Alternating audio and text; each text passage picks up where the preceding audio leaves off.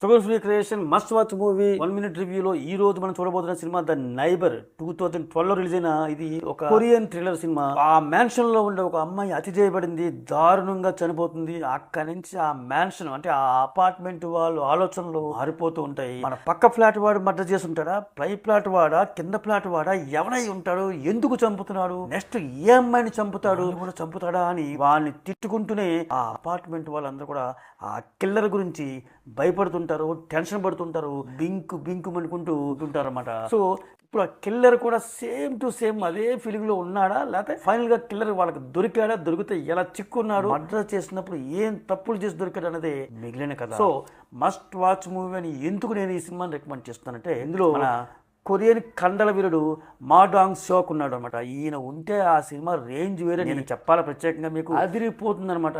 మీరు మిస్ అవ్వకుండా చూడాల్సిన సినిమాని మరోసారి నేను చెప్తున్నాను.